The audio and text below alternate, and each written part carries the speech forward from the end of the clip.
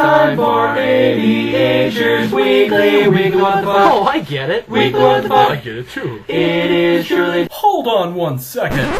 How can it be called AVHers Weekly WTF when he hasn't made a weekly WTF in almost a year? Well, I for one think the answer to that query is quite apparent at this juncture. What is the answer to that query at this juncture? Well, the answer to that query at this juncture is really quite simple. The show needs a new name. Your face needs a new name. Well, your face is stupid. Your face is stupid.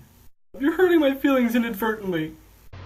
Hello and welcome to AVHers Whenever He Feels Like Making a Show. Da-da-da-da. I want to talk about high school, college, and even business setting tests. The only way I can describe the annoyance of these tests is by presenting you a situation that I found myself in many times, but using one example.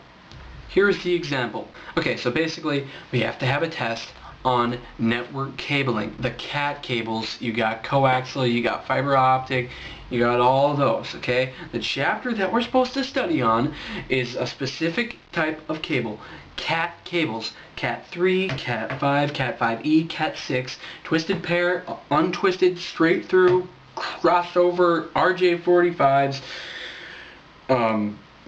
shielded, unshielded, doesn't matter. So, 80% of the chapter, that's what it's talking about.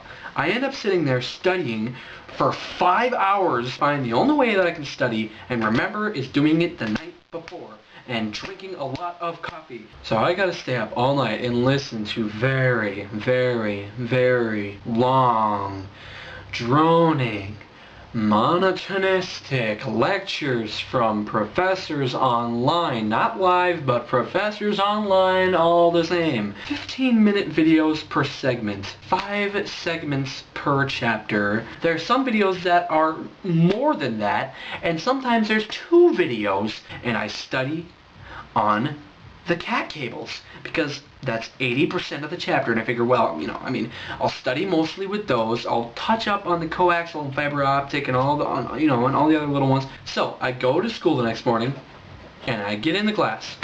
I'm ready to take a test. Let's do the cable test. Alright, so we're through the first 5 questions, and none of them are about the cat cables, so... Alright, so let's just try and go off my memory banks with these other ones, alright. 10 questions are done, still no questions about the cat cables. Oh, well, that's kind of weird. I mean, you'd think that the test would have more questions about the cat cables, considering 80% of the chapter was on the cat cables. Okay, so the first page is done, not a single question about the cats.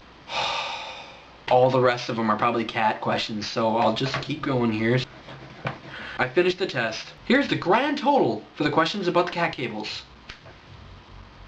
One question. One question? What the hell kind of test is this? I mean, I can understand wanting variety in a test, but when a chapter is 80% one thing, you don't make that subject 1% of the test, you make it 80% of the test. That's the logical thing about it. That's why it pisses me off, because it's illogical in every fucking sense. That's like being told to write a book report about Fight Club, but you're only able to write about Bob's bitch tits. And you can use many examples, okay? I was just using college Cisco curriculum. I can't ever say that word. Our college Cisco curriculum. This is just an example of what it is in our college class Cisco curriculum, okay? That's just an example, alright? I know it happens in other things. I know that it happens because it's happened to me 1,000 frickin' times. I already suck at tests. I can't study for tests. I can't do tests, right? I suck at tests. I suck at tests, and I can't study for tests. That's 5 reasons right there why I hate tests already.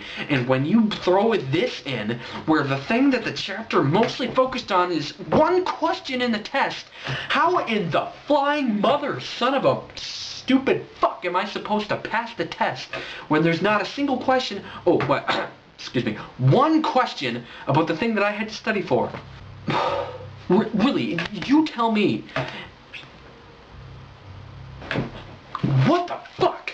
All I'm saying is tests nowadays are very inaccurate and do not, I repeat, do not accurately categorize who is smart, who is stupid, and who is overly intelligent.